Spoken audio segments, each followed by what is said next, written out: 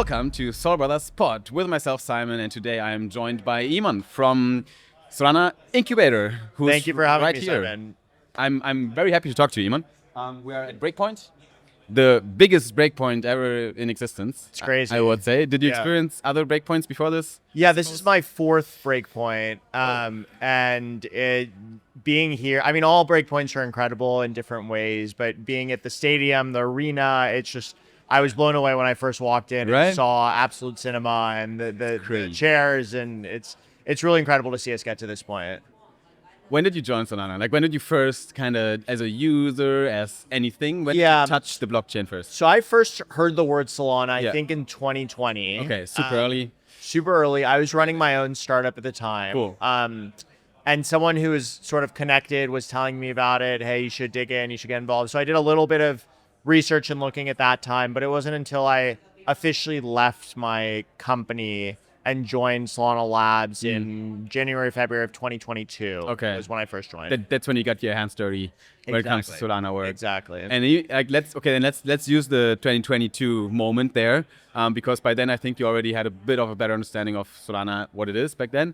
Did you envision this to be already happening 3 years from then? Like, it's possible that you like something like this kind of scope really, because this arena can take 30,000 people.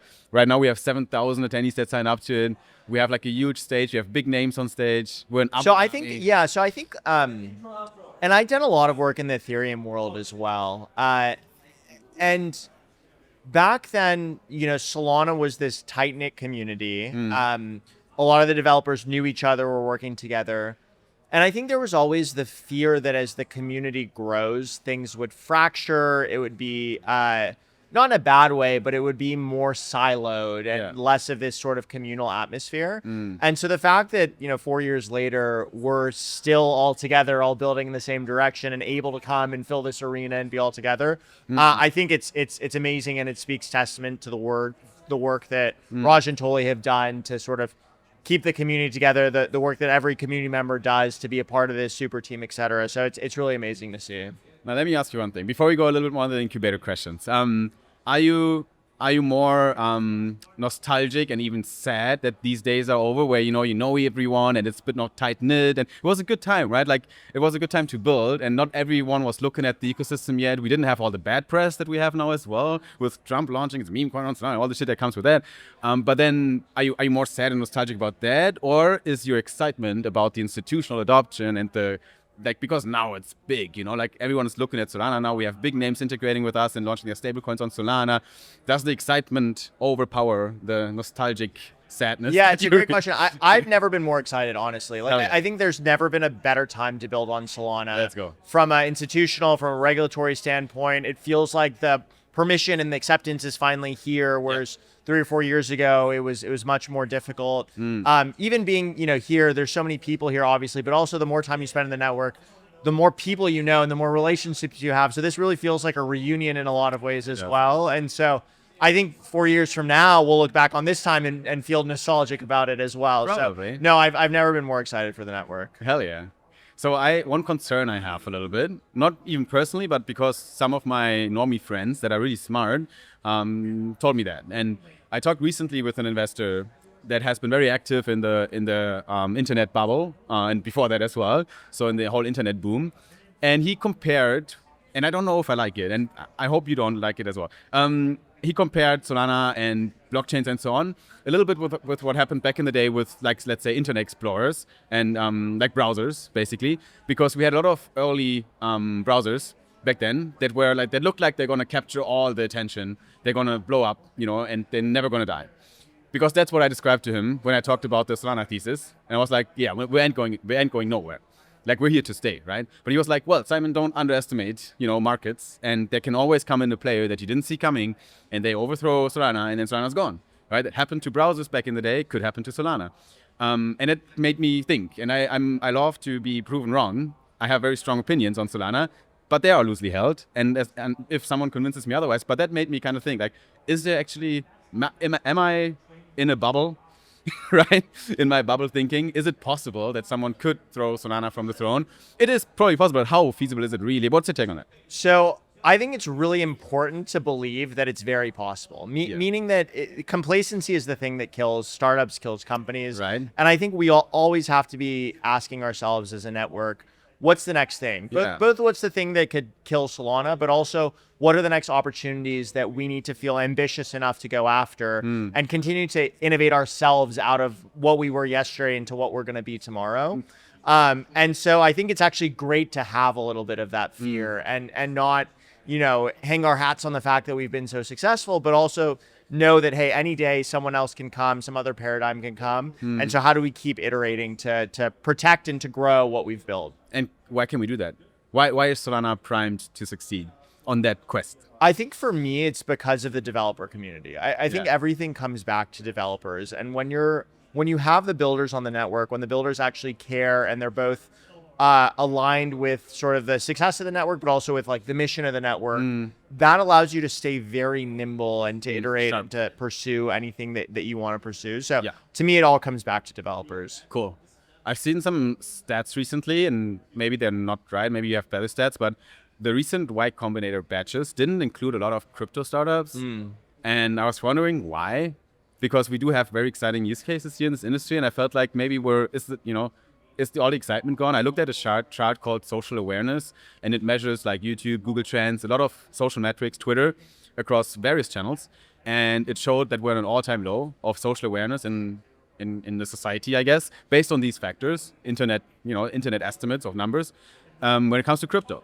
So how do we get out of there? And why is it that Y Combinator has like 50, 100, I don't know how many startups are in one batch, but like lots of them and almost no crypto startups in there? Like, yeah, and I don't know what the latest numbers are on the Y Combinator front specifically, but building in crypto is really hard. And there's so many crypto-specific things that you need to know, whether it's the relationships with other builders, whether it's market makers, whether it's something else, that I think it's also partially a product market fit thing where we had seen things like Y Combinator. We know that they're supporting startups and they're doing a great job, but we also asked ourselves, is there more we can be doing in a Solana specific way to really support companies and make them as successful as they can be? And so that's what drove the founding of the Incubator program, which I run.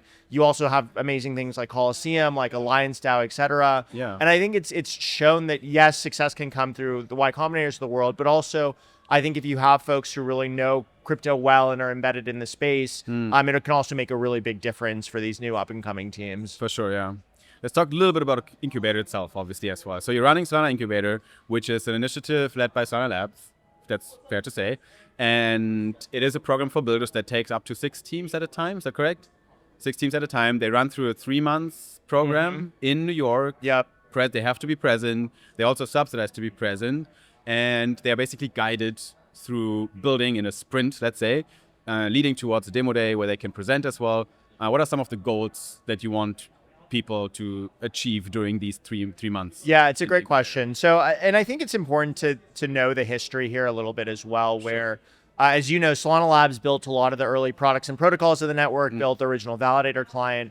But as all these amazing developers have come into the network, as the network has grown, we didn't need to be the ones building anything building everything anymore. And so we sort of asked ourselves, what's the right way to scale our knowledge, our expertise across the ecosystem, with the goal of helping create the next blue chip company on Solana, the next Phantom, the next Jupiter. And that's where this notion of the incubator came from, is can we bring a very small number of teams in, 4 to 6 teams max, work with them extremely closely, basically build alongside them in our Solana office to help them become more successful. And so you ask kind of what are the goals for these teams when they come in. Because the reason we keep the program so small is that we try to craft the program around the needs of each specific team. Yeah. And what that means is we really pride ourselves in sort of this notion of these teams are actually building alongside Solana Labs. And so what that might mean is for one team 1 week, they might be working through user experience design. And so we might bring the head of design in to jump into their Figma to leave feedback. Cool. Another week, marketing strategy. The head of marketing will come in, we'll leave comments, we'll figure out how do we actually execute on that strategy, hopefully all within that week. And so our goal is to make this the most productive 3 months of these companies' life from like an A to B perspective. Each of the teams says up front, hey, here are the things we're hoping to accomplish over the course of these 3 months. We try to hold them very true to that in terms of checking in, setting the goals, seeing the metrics, and making sure they're growing. And then on top of that, we have all of the traditional Y Combinator elements. We have 90 plus events, workshops, office hours, etc., that they can take advantage of. Cool. And then the final thing I'll just say is the thing that we didn't realize Cohort 1, we're about to be on Cohort 4, but the thing we didn't realize that would be so impactful to these teams is actually being in the same room as all these other amazing builders, the top founders in the ecosystem, where your cohort kind of becomes this family in a way. And now years afterwards, these teams are still really close and supporting each other. And so that's kind of how I think about the basis for the program. Cool. Yeah. I mean, I can tell from, like, I'm a builder myself. I talk to other builders. Incubator is obviously one of the kind of top protocols. For me, it sounds like paradise, honestly, like as a founder, especially if you build on Solana. Amazing. And I talked to Trex earlier from Seedplex. He's a good friend, fellow Lucid Drake as well. And he said it was great, like for them as well. You do whatever, as you say, like whatever stage you're in, it doesn't really matter because you can do the best. You will do the best out of it, right, for you. And it's customized as well. And I think what's most important is that you have this dedicated time to really sprint through it with your team. Like, we're distributed anyways, right? It's very rare that we're 3 months in the same spot. Yeah, and that's the other big thing is we kind of force people to come together in person. Makes a lot of sense. There's just so many benefits of being in person, both with your own team and kind of at the nexus of the Solana ecosystem, where you have Solana Labs, Foundation, Onza, one floor above you. You have the ecosystem floor. You have teams like Dialect, TipLink, now Fin, Artemis, etc., Drift, all right there. And so you really feel like you're at the hub of the network. And it kind of inspires you to, hey, how can we go heads down and be as successful as we can? Damn, well, you're setting it very good. So let's go to the last bit of the questions here. How do we get in there? Because it is probably highly competitive if you have only 6 teams. How many applications do you do? Maybe I start there. Yeah, it's extremely competitive. We have multiple hundreds of applications, and so it's really hard to narrow that down to the 6 teams that we actually want to work with. So what do you look at? I need to drill down a little. Like, if you have more than 200 teams, let's say, that pile up, and you have 6 to select, it is not easy to go through these applications and make decisions, right? For sure. So how do I even stick out there? Yeah, so I think the things that we look for, one, we have to really believe in the team. Ideally, a technical team, really hungry. Do we see the founder market fit for what they're doing? 2, ideally, we want to see some level of traction, and it doesn't have to be, hey, we've raised a ton of funding or anything like that, but do you have a product out there? Have you shown at least good iterations in developing the thing? Have you raised some funding? Just some level of traction where we can say, hey, it's at least past the idea stage and we have something we can go off of to feel like, hey, there's something here potentially. And then the third one is, do we actually want to work with you? Like, are you a good person? Are you going to contribute to the cohort? Are you someone that we want to be in the weeds with for 3 months and that we could see really contributing to the experience of the other teams? So I think those are the major 3 things that we look for. But we also tend to be very stage agnostic as well, where Cohort 2, we had a team like Marinade that everyone knows that obviously has been super successful, but we're able to still support on some of the efforts that they wanted to work on the program. Cohort 1, we had Sanctum before they've become Sanctum, this huge company in the ecosystem. Hell yeah. And so we try to be stage agnostic, and it's more about hitting those 3 qualities that we look for. Okay. I think it's very founder-centric, very team-centric. Would you agree that that's maybe even the most impossible thing to look at when you look at a early stage company and you evaluate all the things like business model, product market fit, traction? You have to check boxes as a VC, right? Then there's team.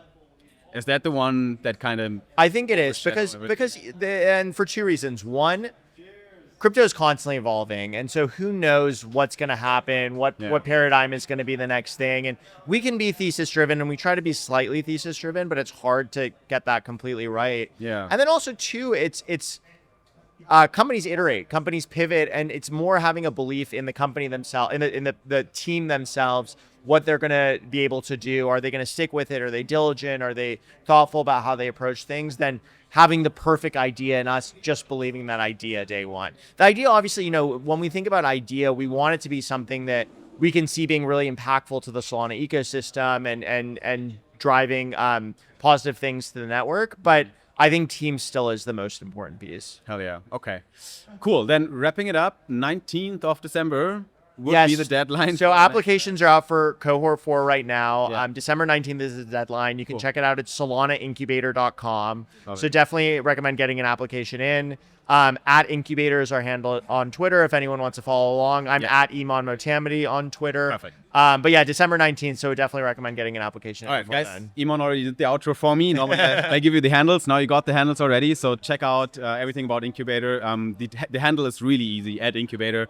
OG handle, like Yeah. you have to find this, and if you see this on time, then you can apply until the 19th, and also take a look at the current batch. I think very exciting companies that came out of there, so it's a good thing as well to check these case studies. So Iman, thank you so much for your time. Appreciate it to come on to Soul Brothers, and if you're listening right now, make sure to subscribe to Soul Brothers Pod on YouTube and check out the other videos where we cover all the latest and greatest on Solana. See you in the next one.